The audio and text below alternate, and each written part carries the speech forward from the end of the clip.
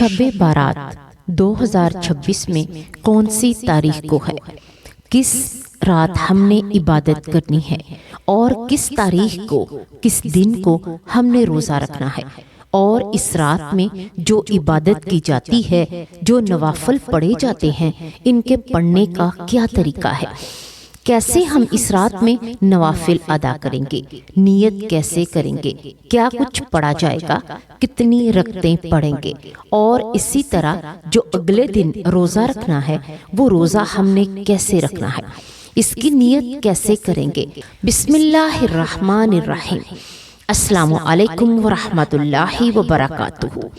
اللہ تعالیٰ کا شکر ہے کہ اس نے ہمیں ایک بار پھر شعبان کے بابرکت مہینے میں داخل ہونے کی توفیق عطا فرمائی۔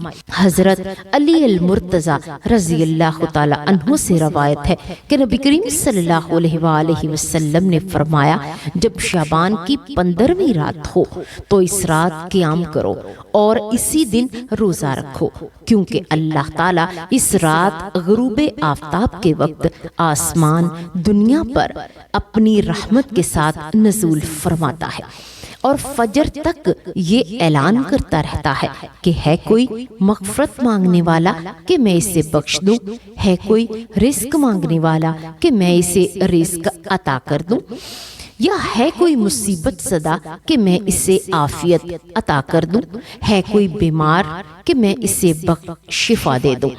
یہ اعلان فجر تک جاری رہتا ہے۔ سوچیں، جب رب کائنات خود پکارتا ہو تو یہ رات کیسے ضائع کی جا سکتی ہے؟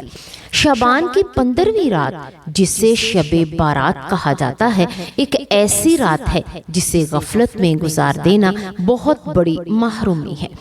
احادیث مبارکہ میں آتا ہے کہ اللہ تعالیٰ اس رات اپنی مخلوق کی طرف خصوصی نظر فرماتا ہے اور سب کو بخش دیتا ہے، سوائے 2 قسم کے لوگوں کے، ایک مشرک اور دوسرا وہ شخص جو اپنے دل میں کسی کے لیے کینہ، بغض اور نفرت رکھتا ہو۔ اس لیے شب بارات کی رات ہمیں خاص طور پر عبادت میں گزارنی چاہیے۔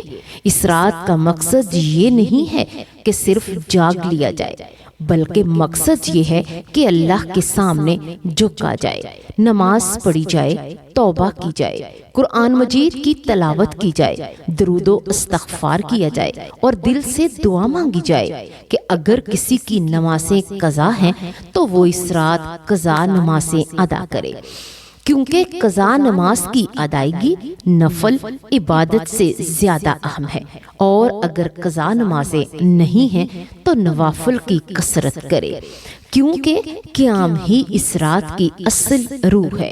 نوافل کے حوالے سے خاص طور پر وہ 12 رکعات ایسی ہیں جنہیں کسی صورت بھی نظر انداز نہیں کرنا چاہیے۔ یہ وہ نماز ہے جو نبی کریم صلی اللہ علیہ وآلہ وسلم پابندی کے ساتھ ادا فرماتے تھے، اور آپ صلی اللہ علیہ وآلہ وسلم نے فرمایا کہ فرض نمازوں کے بعد سب سے افضل نماز یہی ہے۔ یہ دراصل تہجد کی نماز ہے جو 2 رکعت کر کے ادا کی جاتی ہے اور کل 12 رکعات بنتی ہے۔ ان 12 رکعتوں کو عشاء کی نماز کے بعد سے لے کر فجر کا وقت شروع ہونے سے پہلے رات کے کسی بھی حصے میں ادا کیا جا سکتا ہے، لیکن افضل ترین وقت رات کا آخری حصہ ہے، اور وہ وقت جب دنیا خاموش ہو جاتی ہے اور بندہ اپنے رب کے سامنے سب سے زیادہ قریب ہو جاتا ہے۔ ان نوافل کی نیت کا طریقہ بہت ہی سادہ ہے۔ نیت زبان سے کہنا شرط نہیں، بلکہ دل کا پختہ ارادہ ہی نیت ہے۔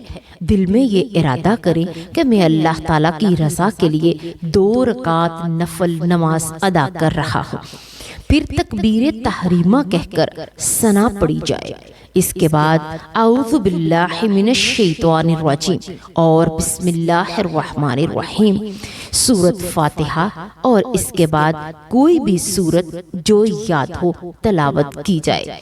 پیارے ناظرین، بہت زیادہ بہتر ہے کہ اگر یہاں پر سورت اخلاص کی تلاوت کر لی جائے، ایک کی بجائے اگر ہر رکعت میں 3 مرتبہ سورت اخلاص پڑھی جائے تو اللہ تبارک و تعالیٰ کو یہ نوافل بہت زیادہ پسند ہیں، کیونکہ ان میں اللہ تبارک و تعالیٰ کی سبحانیت یعنی تعریف کو زیادہ سے زیادہ بیان کیا جاتا ہے، اللہ کی وحدانیت کو بیان کیا جاتا ہے۔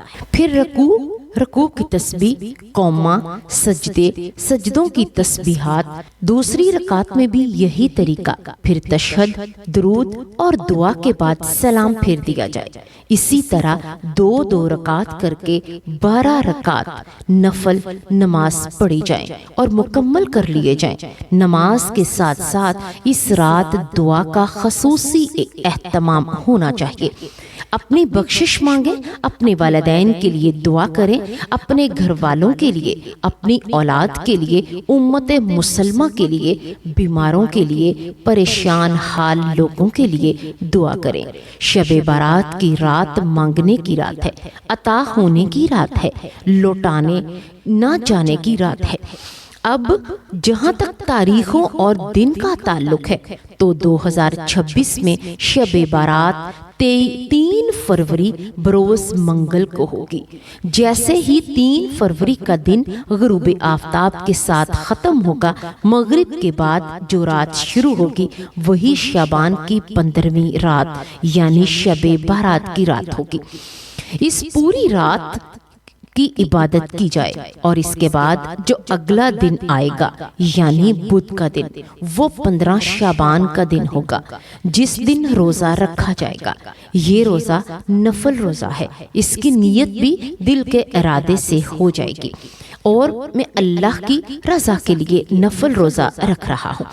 اسی لیے عقل مندی یہی ہے کہ ہم شعبان کو غفلت میں نہ گزاریں بلکہ اس مہینے کو غنیمت جانیں، شب بارات کو حاصل کریں اور اپنے دلوں کو رمضان کے لیے تیار کریں۔ اللہ تعالی ہمیں اس بابرکت رات کی قدر کرنے، صحیح معنوں میں عبادت کرنے اور اپنی زندگیوں کو بدلنے کی توفیق عطا فرمائے اور ہمیں رمضان المبارک تک پہنچائے اور رمضان کی برکتوں سے مالا مال فرمائے، آمین۔